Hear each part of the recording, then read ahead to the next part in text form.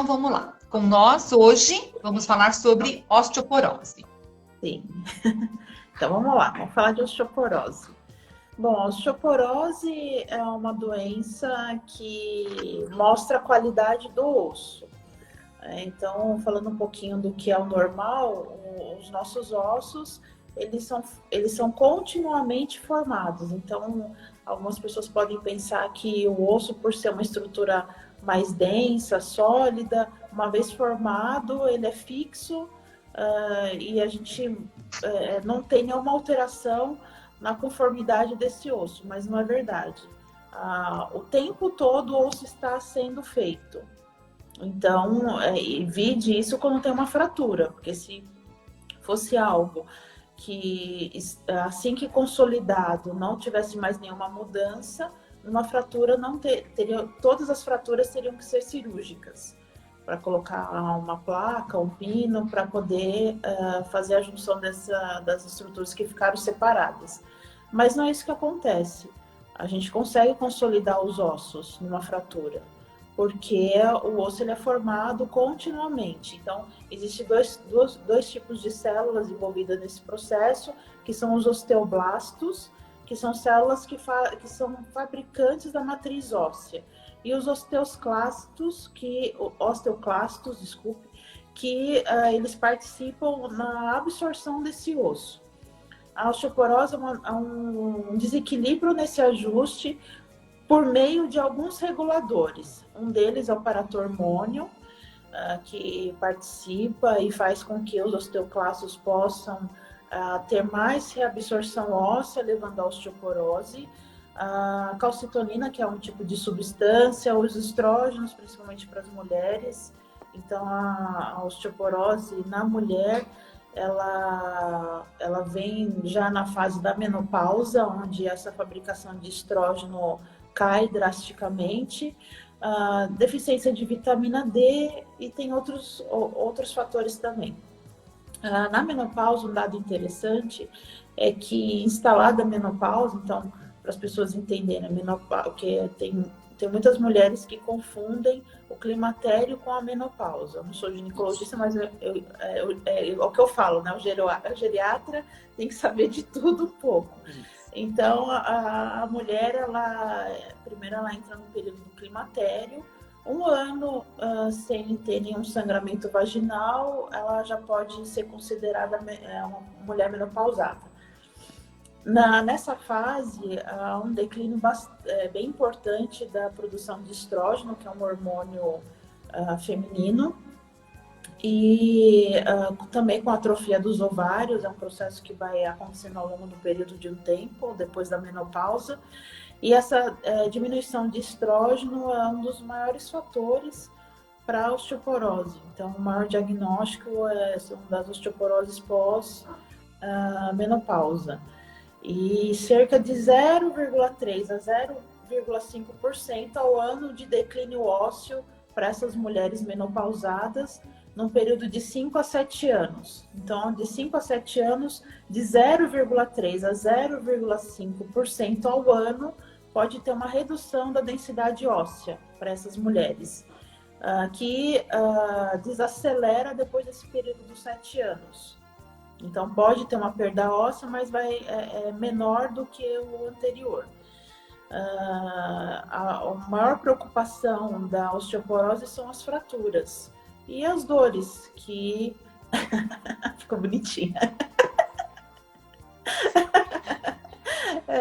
E as dores que...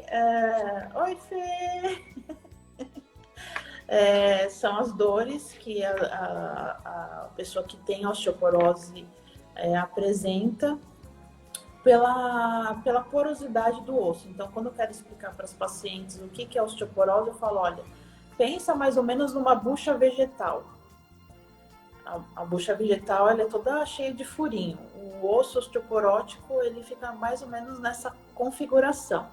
É claro que antes de se chegar na osteoporose, existe a osteopenia. Então, a pessoa não surge com a osteoporose, né? Não é um passo já, o primeiro passo já a osteoporose.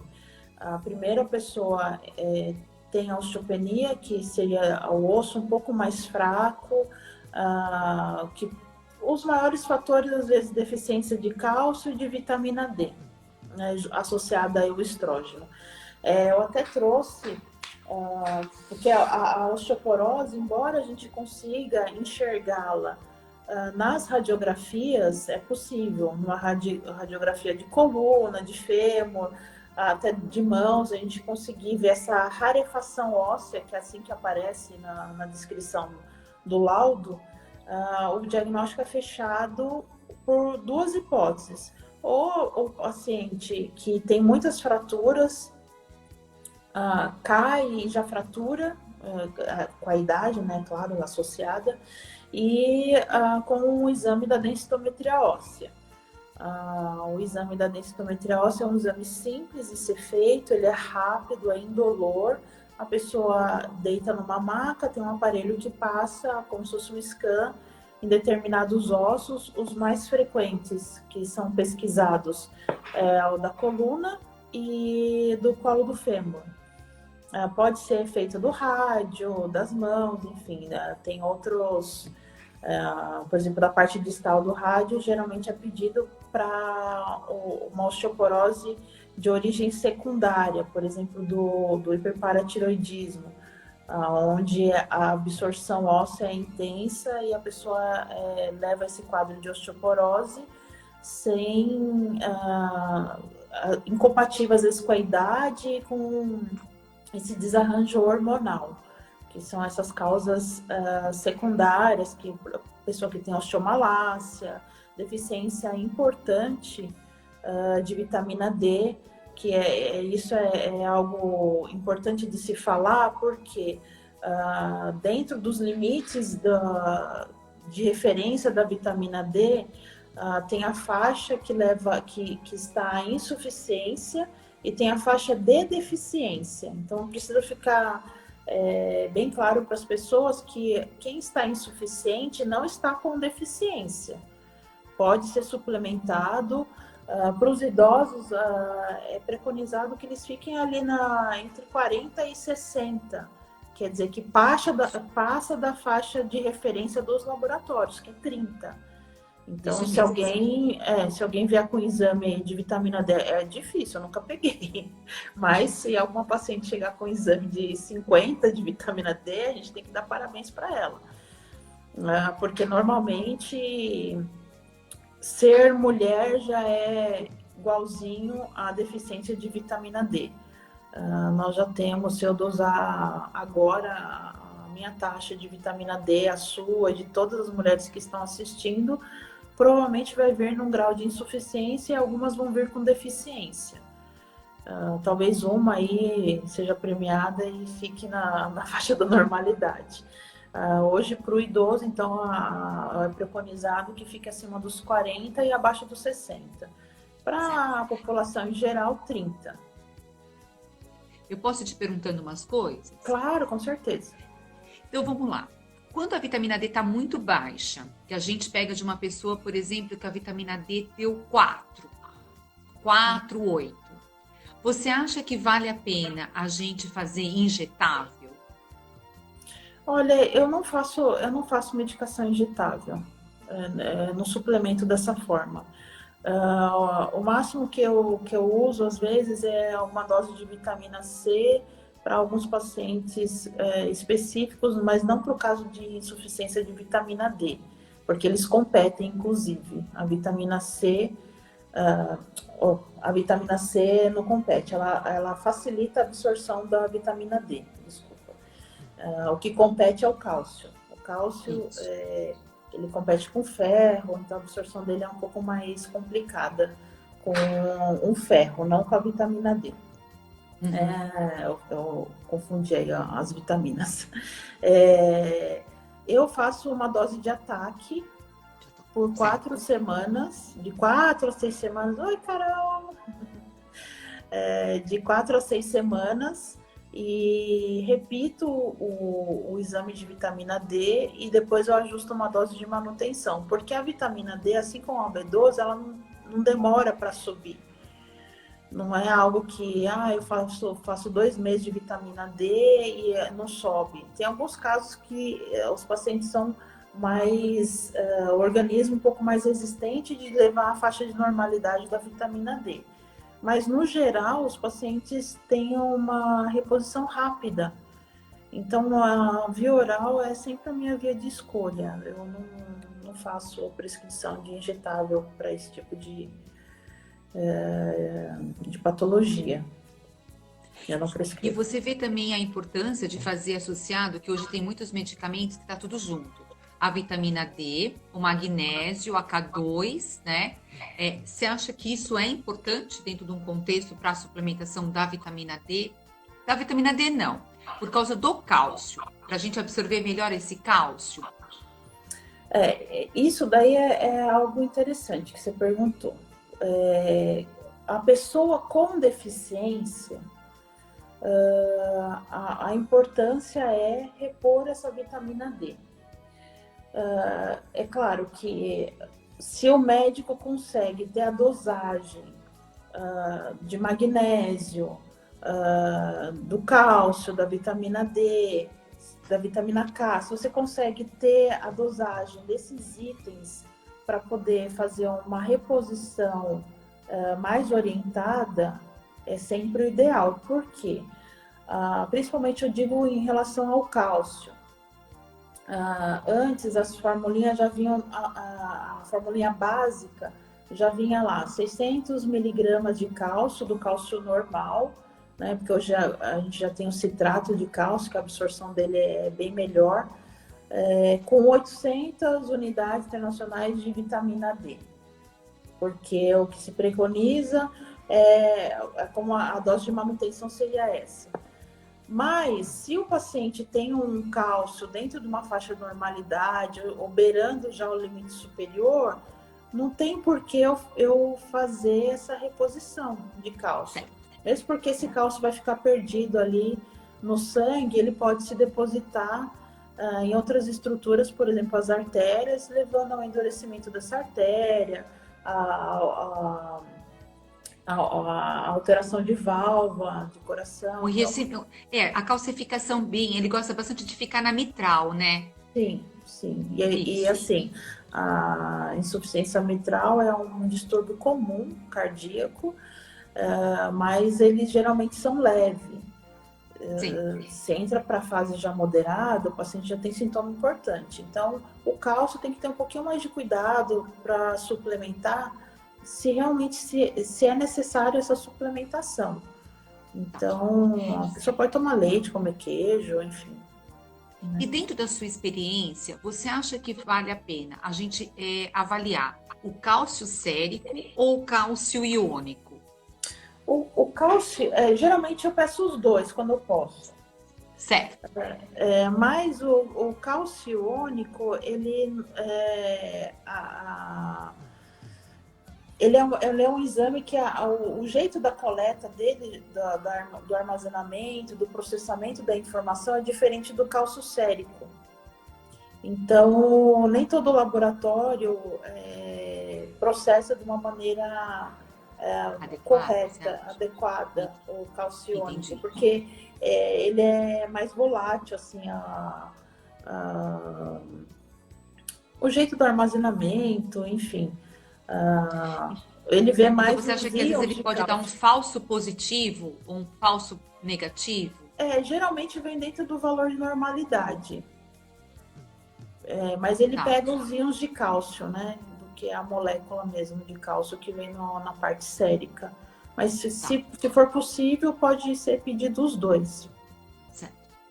Então, Sandra, o que você está dizendo para nós aqui, as mulheres, que às vezes não é para a gente ficar tomando cálcio aleatoriamente.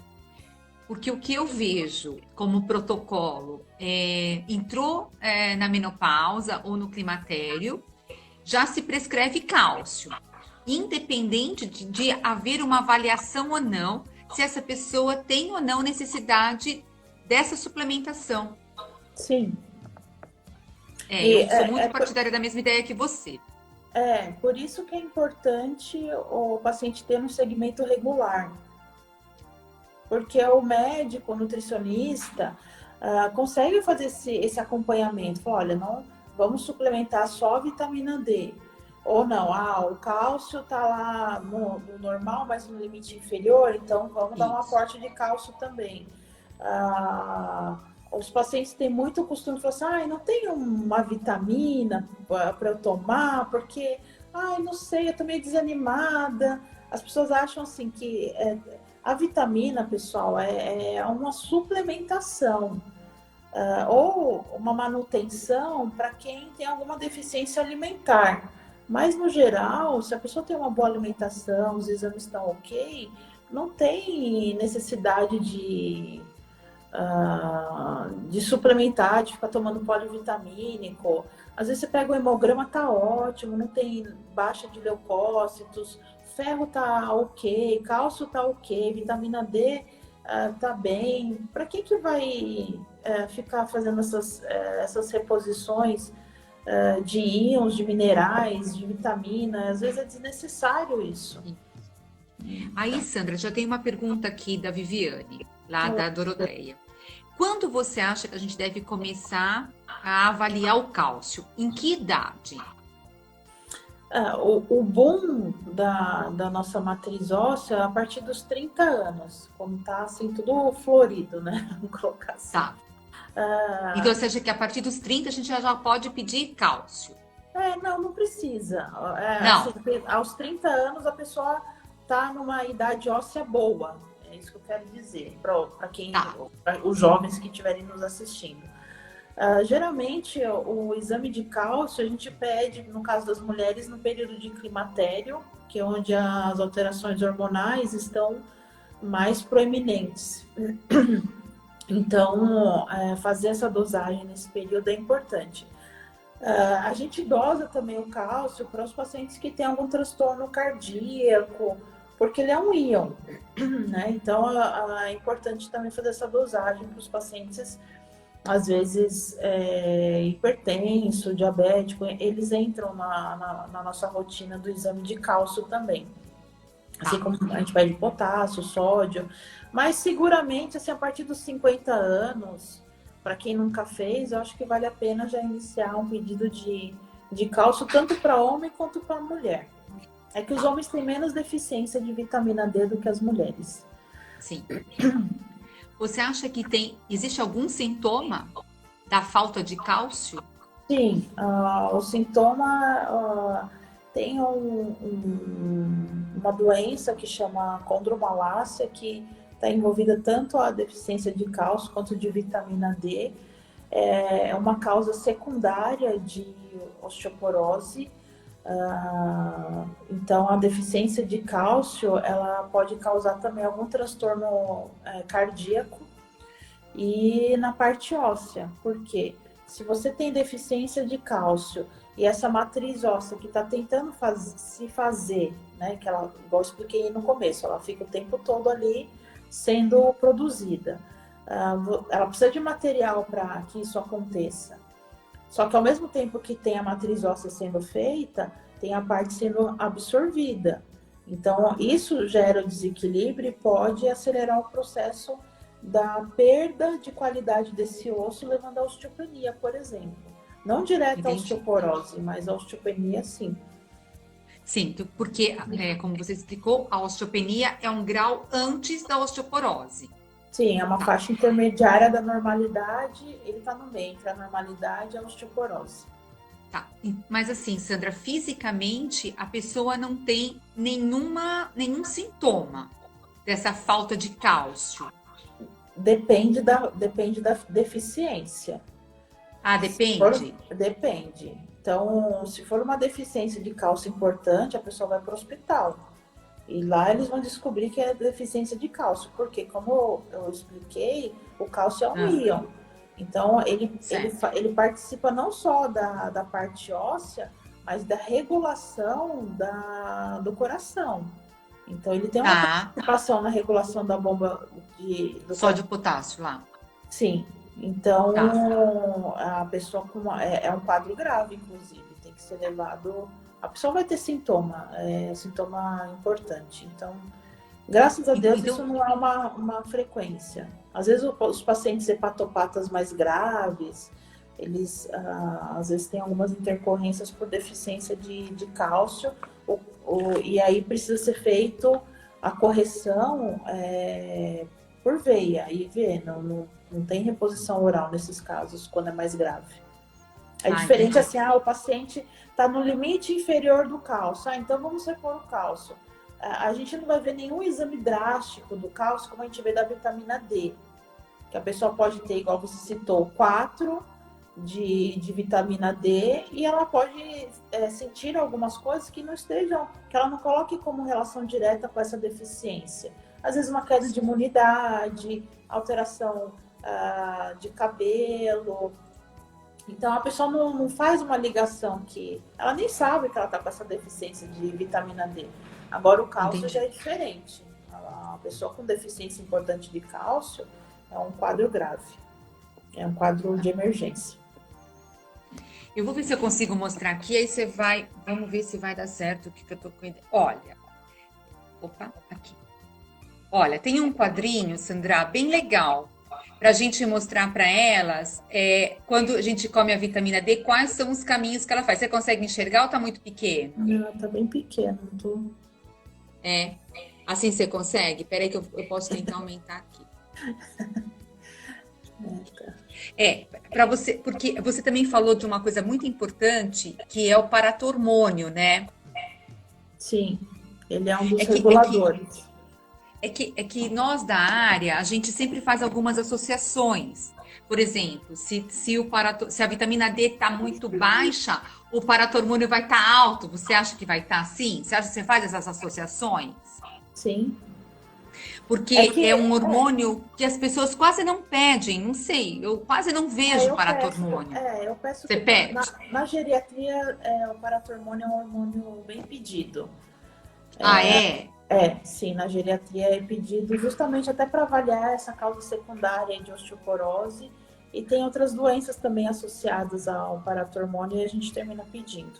Ah, interessante. Na geriatria é triado, sim, o paratormônio. Tá, que eu acho que deve ser mais da sua especialidade, porque eu vejo que ginecologista acaba não pedindo muito. Os endócrinos também costumam pedir. Agora, Costumam pedir? o ginecologista, não sei qual que é. Eles se fixam mais nos hormônios femininos, né? De repente. Sim, Eu não sei o que sim. que... Eu fui pedir um Você acha... otoscópio para um... Eu entrei na sala de um ginecologista e falei, você tem um otoscópio para me emprestar? Que é um aparelhinho que a gente faz exame auditivo. Ele falou assim, eu jamais usaria isso. Então, você vê que os ginecologistas são seres à parte.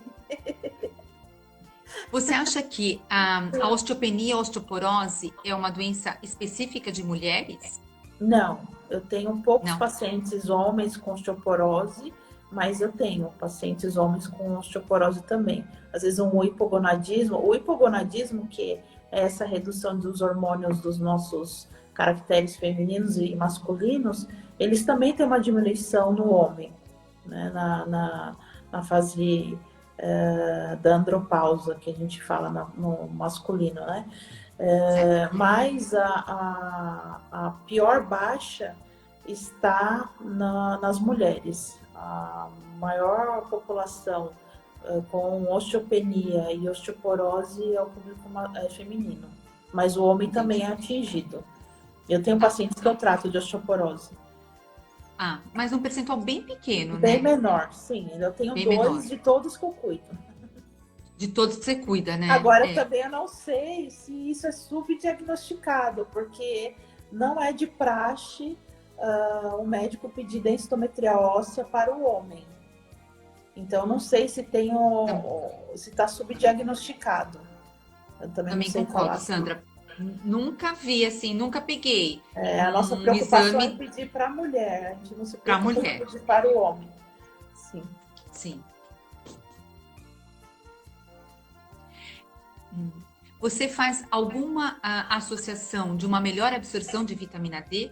Aquelas que são em formas de óleo, aquelas que são em cápsulas mais, como a gente fala, mais compensada, densas, você faz alguma associação de uma vitamina D melhor absorvida?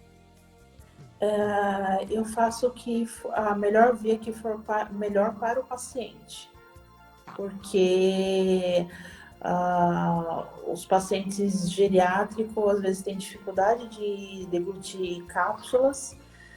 Tem o manejo também de esquecer quando é semanal, então às vezes, dependendo do tipo do paciente, da família, eu não prescrevo para tomada semanal, mas diária, porque fica o compromisso de se tomar aquilo e não se esquece. Eu tenho, agora surgiram algumas marcas que têm a concentração de 1.000 unidades por gota, que é o que eu sempre prescrevi para manipular. Eu gosto dessa porcentagem porque é fácil de ajustar o que eu preciso. Geralmente eu deixo uma dose de 10 a 15 mil na semana para os pacientes, ou tomadas diárias ou semanais. Mas eu me preocupo mais com como ele vai deglutir isso, se vai ficar ok, e com o que ele vai deglutir isso daí. Porque, por exemplo, se eu prescrevo em gotas, o em gotas ele é oleoso e as cápsulas gelatinosas também são em óleo. Se eu tomar com água, eu já prejudico a absorção dessa vitamina D, porque água e óleo não se combinam, então eu perco uma parte dessa absorção.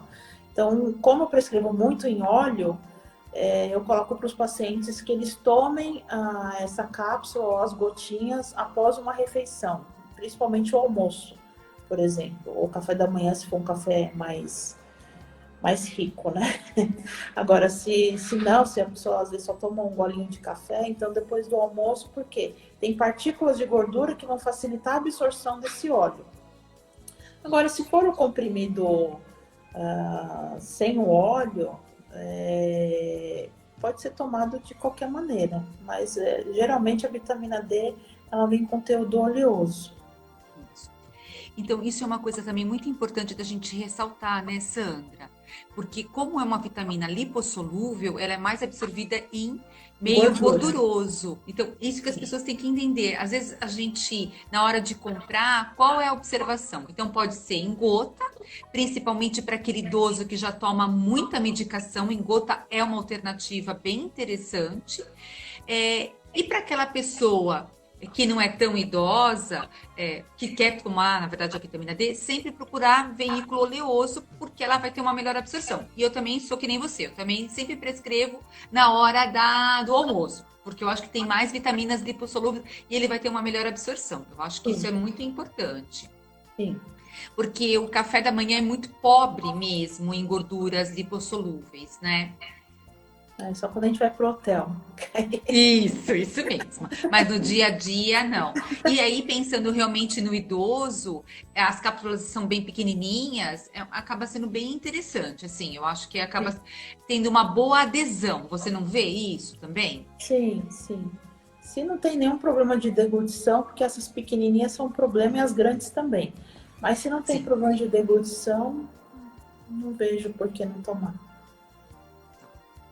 Eu prefiro a cápsula. Eu também prefiro a cápsula. Eu tenho um pouco de problema de ficar sentindo muito gosto do que eu tô tomando.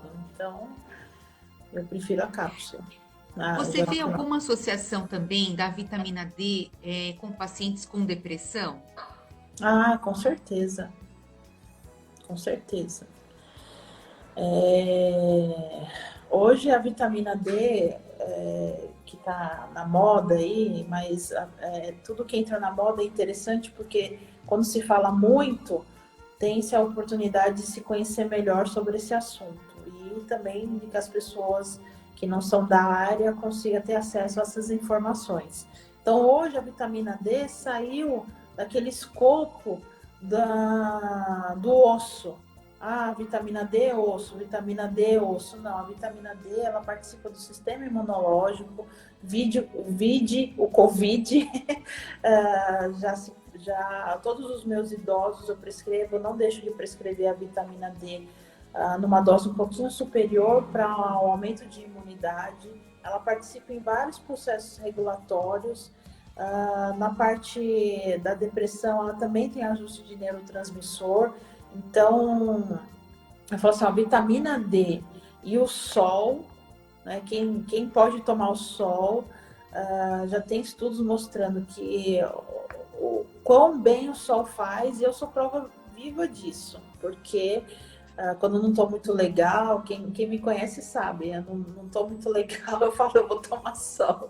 E aí eu deito e eu tomo 40 minutos, uma hora, às vezes fico a tarde inteira se eu posso, e parece que tudo fica renovado. É claro, todas essas orientações têm um bom senso, eu não vou prescrever para a pessoa tomar o sol lá do meio-dia, ficar torrando no sol. Usar o protetor solar é importante, mas ele tem que ter consciência de que ele vai diminuir a absorção dessa vitamina D, da conversão dessa vitamina D. Porque a gente tem a vitamina D, o sol ele ativa toda a cascata. Então, os protetores solares, eles são importantes, mas eles vão diminuir esse processo de absorção.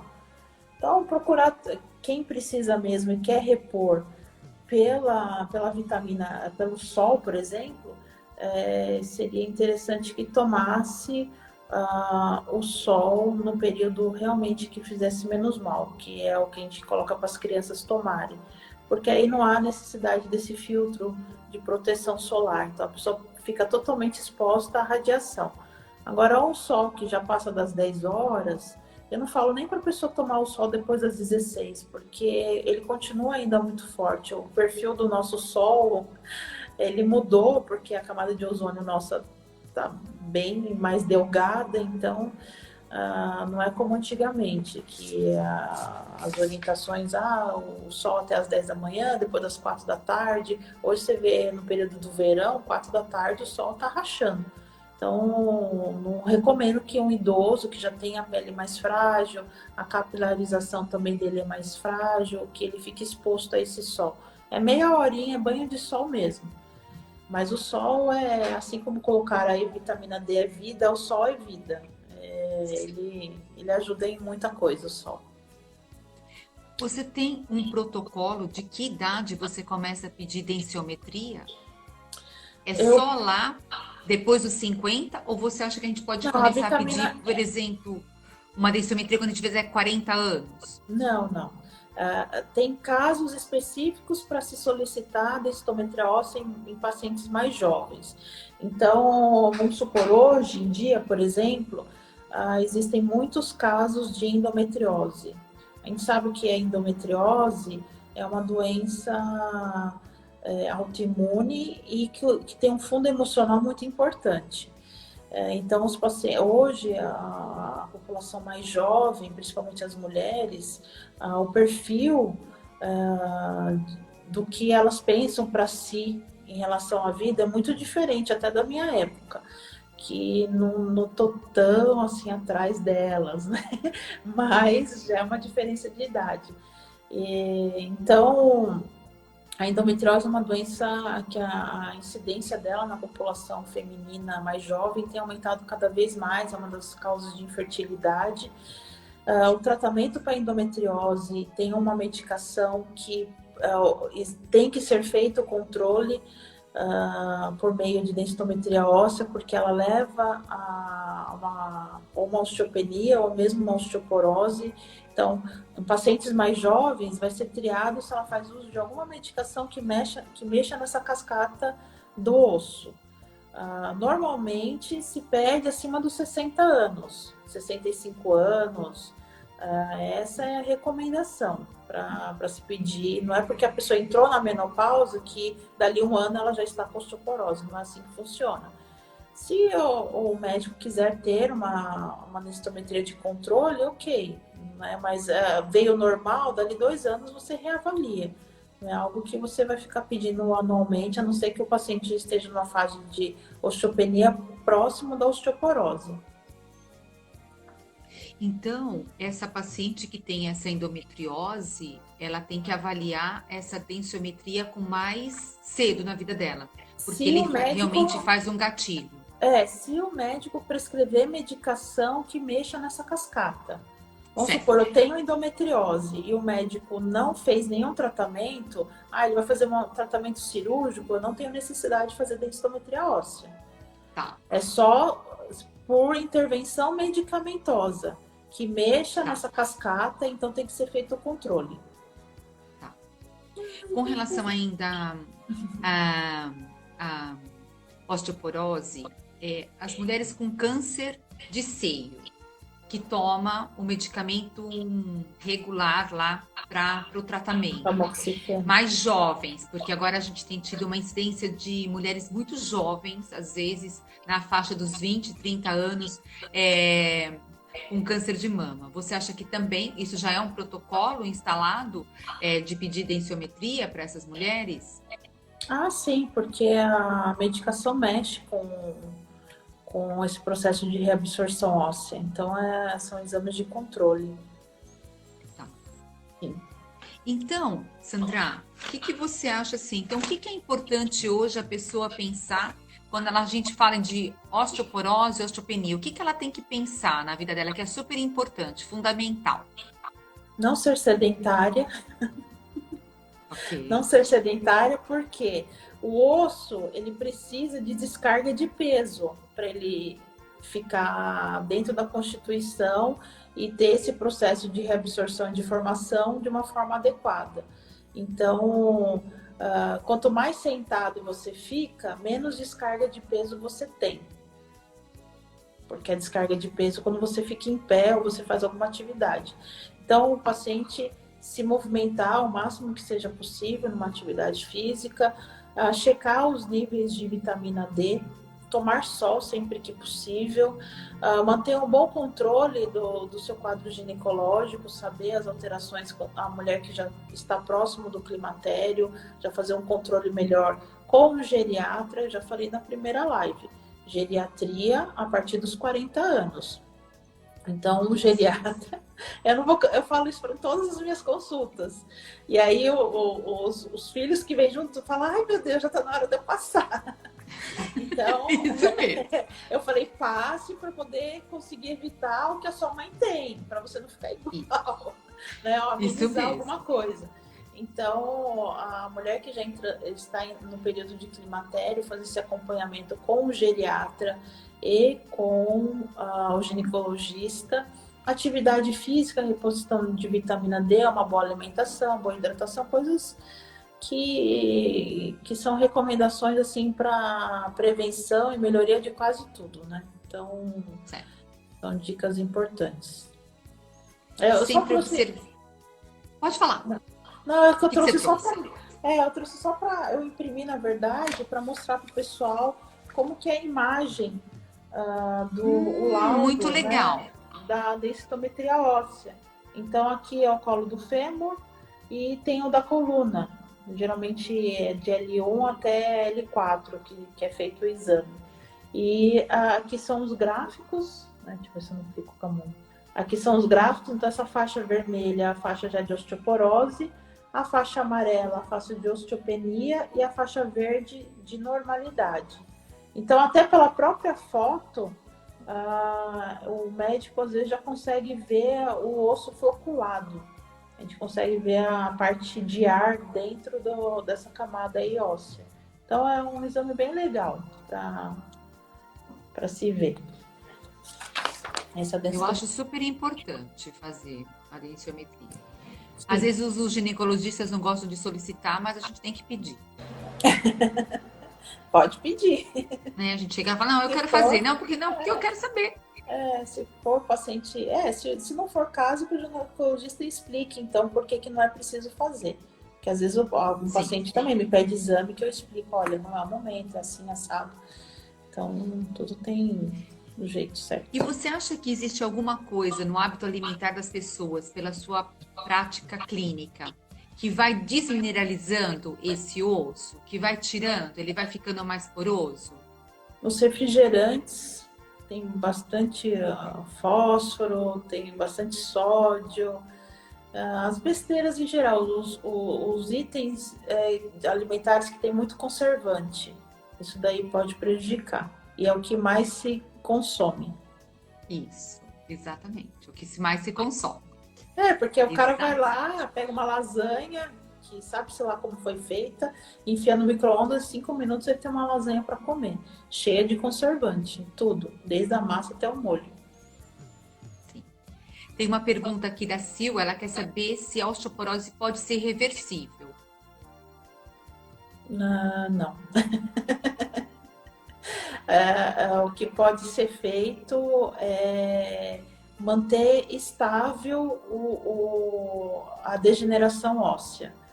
O que foi perdido, a gente pode, com muito esforço do médico, do paciente, manter níveis de estabilidade. Isso eu consigo bastante. Então, todo ano que eu faço a densitometria óssea para os pacientes, para as pacientes, vem praticamente a mesma fase. Aí acontece. Certo. Tipo assim, se ela tá na osteopenia, não evolui para osteoporose, né, Sandra? Você consegue realmente, esse é o Sim. objetivo. Ou Não evoluir. até a pessoa, ou às vezes a pessoa já está na osteoporose, mas eu consigo deixar numa faixa do que estava. Ou até às vezes consigo melhorar. Eu até consigo tirar assim, um borderline, né? Que seria. Eu tô colocando a tomada, como se vai acabar a bateria. Eu consigo, por exemplo, uma paciente que está já próximo do nível de osteopenia para osteoporose, eu consigo segurar, às vezes, ela no nível de osteopenia. E quem está numa osteopenia próxima à normalidade, dá até, às vezes, para chegar na normalidade. Aí a questão, assim, às vezes eu entro já com remédio antes, como se eu considero a pessoa osteoporótica. E deixo por um período, geralmente 1 ano, até repetir essa densitometria óssea, eu faço análise novamente. Você acha que a osteoporose é genética? Sim, quem tem já alguém na família com osteoporose tem um risco aumentado de se ter também. Ou com pessoas com fraturas espontâneas, que às vezes acontecem na osteoporose, também tem maior risco de ter. Sim. Aí vai depender dos gatilhos. Sim. Né, Sandra? Do que como se ela fez atividade física, né? Se ela fez atividade física, se ela se alimentou adequadamente, ela vai diminuindo percentualmente, ela vai silenciando esses genes, né? Sim. Tudo é multifatorial. Tudo. Até a qualidade do que você vai desenvolver é multifatorial. Mesmo que seja uma neoplasia, se é um paciente atleta, se é um paciente que tem um histórico de boa alimentação, ele pode passar mais tranquilamente por esse período do que um paciente sedentário, fora do peso, com uma má alimentação, já com outras comorbidades.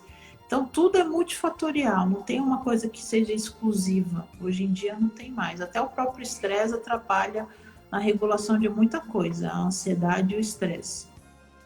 Eu gostaria que as pessoas pensassem que tipo de velhice que elas querem.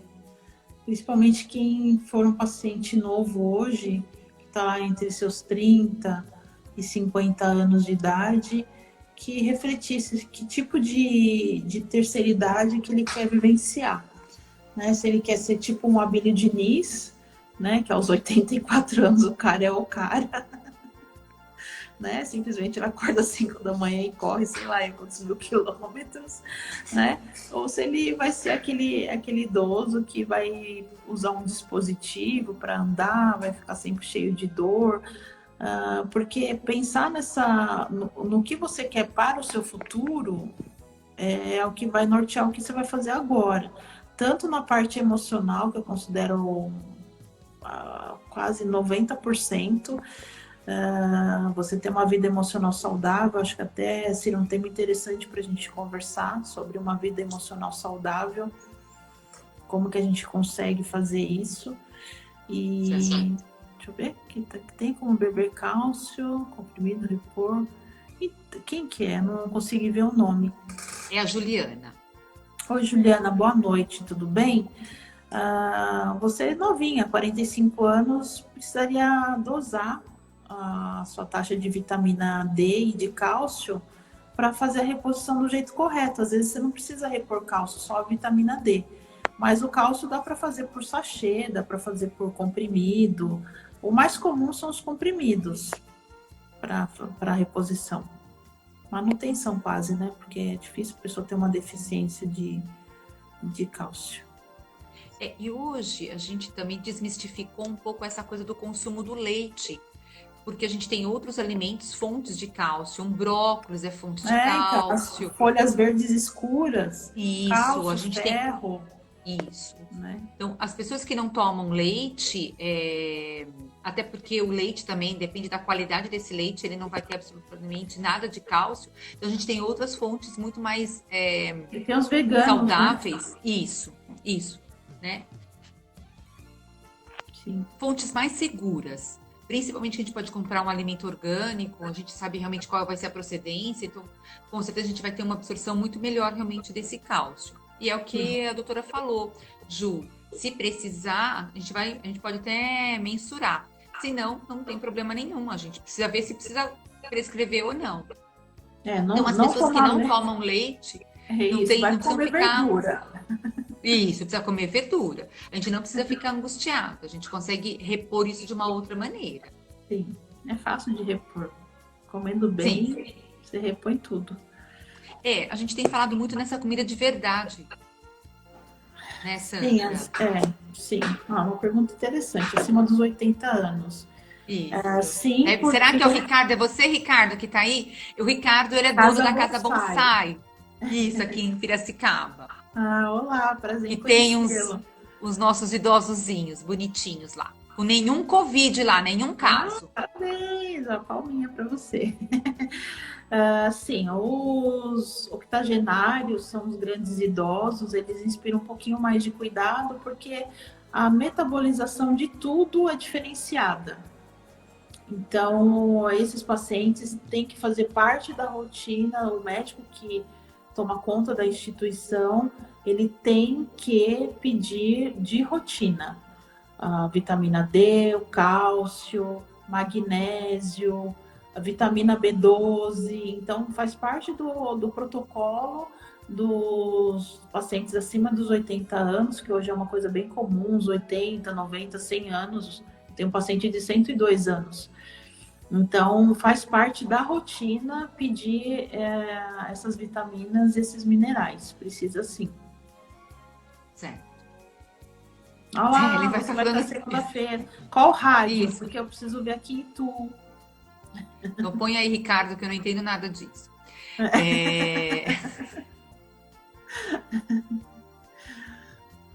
Então, na verdade, o que você colocou, né, Sandra, é que a gente precisa fazer, sempre olhar o todo, né? Não fragmentar. Uhum. Porque todas as vitaminas, elas se conversam entre si. Vamos ver o que a Fabi quer perguntar aqui. Peraí, vamos ver. Ela perguntou que quem tem endometriose, se precisa se alimentar mais com alimentos ricos em cálcio, Sandra. Quem tem endometriose precisa, igual eu falei anteriormente, tem um fundo emocional muito importante. Então, seria legal essa pessoa tentar ver o que está acontecendo nessa saúde emocional e precisa fazer uma triagem ginecológica. Tem hoje ultrassom transvaginal com preparo para endometriose, ressonância magnética de pelve com preparo para endometriose, alguns hormônios que são solicitados, dentre eles o cálcio. Mas repor o cálcio não significa você melhorar a sua endometriose. É um conjunto de coisas para ela ficar melhor. É uma doença complexa, não é uma doença muito simples, não. Ela judia bastante. E como é uma doença autoimune, você também precisa avaliar o processo inflamatório. Sim, ela causa dor pélvica, infertilidade... Então, às vezes dor retal, dependendo do grau, porque a endometriose, quando a gente menstrua, a gente tem uma descamação e essa descamação vai para o lado errado. Então, e isso causa um processo inflamatório em outros órgãos. Peraí que tem uma outra. A doutora já falou. A Ana quer saber qual é a dosagem ideal para suplementar a vitamina D. Depende do que a pessoa tem de insuficiência ou deficiência. Uma dose de manutenção fica em torno de 7.000 unidades na semana. Agora, eu só preciso saber que grau que tá. Deu 20 o exame, deu 15, deu 4. Tá perto já dos 30. Então, isso daí é caso a caso. Tem que olhar o exame. Ana, você tem a sua vitamina D? Se a gente tiver, porque a gente também tem que fazer uma conta para saber quanto que tem que suplementar. Sim, melhora a imunidade, né, Sandra? Sim, se tiver dentro, não tem deficiência, 7.000 unidades na semana. A minha sobrinha médica também acabou de entrar, a Pamela. Oi, Pamela. Oi, colega. Isso, colega, isso mesmo. Então, vamos lá. Sandrinha, as nossas últimas considerações, que nós estamos só a 5 minutos. O que você quer deixar de mensagem? Cuidem-se, tentem fazer exercício físico na medida do possível, tente levar uma vida emocional mais saudável que seja, aceitar as coisas para poder você cuidar delas, seja o que for. Trate bem as pessoas, sejam gentis, tomem sol, procurem um médico para fazer a triagem dessas vitaminas e da sua saúde como um todo. Fuja de profissionais que compartimentalizem o ser humano, isso não é legal. E, então, essas são as minhas orientações. Seja feliz. Isso, o Ricardo está perguntando aqui para a gente terminar. As folhas de cálcio? Como assim folhas de cálcio? Folhas de verdes escuros? Não entendi. As folhas verdes escuras têm cálcio. Batidos, pastosos, perde-se, na verdade... Acho que ele quer saber se perde a propriedade, se a gente bater. Não.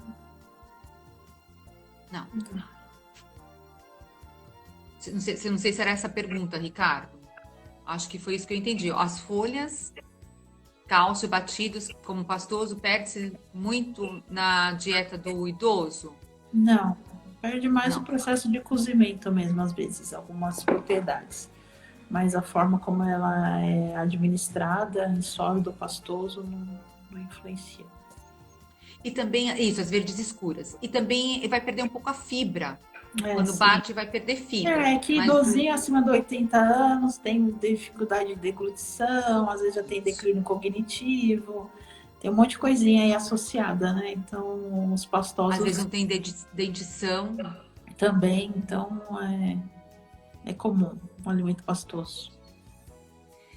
Então, vamos deixar aqui o nosso agradecimento, Sandra, doutora Sandra, sempre nos enriquecendo com muito conhecimento, fazendo as pessoas refletirem, Sandra. Eu tenho certeza que as pessoas estão refletindo bastante. Tenho certeza que teremos vários pacientes aqui. A Sandra quer vir atender aqui, pessoal, em Piracicaba. Então, quem estiver interessado, passar pela Sandra, depois vocês me procurem, falem comigo para a gente montar um grupo bem legal. Ricardo, disfagia, a gente pode fazer a próxima, vai ser perguntas e respostas. A nossa próxima live da próxima semana, dia 1º de julho. Então, quem quiser, faz as perguntinhas para nós, anote aí para a gente lá fazer um bate-volta aí bem legal para a semana que vem. Sandra, sempre gratidão por você estar aqui com a gente. Obrigado, pessoal, de estarem com a gente aqui a semana. E aí, vamos se preparando já para a semana que vem, tá bom? Um grande beijo para vocês. Obrigado aí por todos, tá? Tchau, Sandra. Obrigado, viu? Tchau.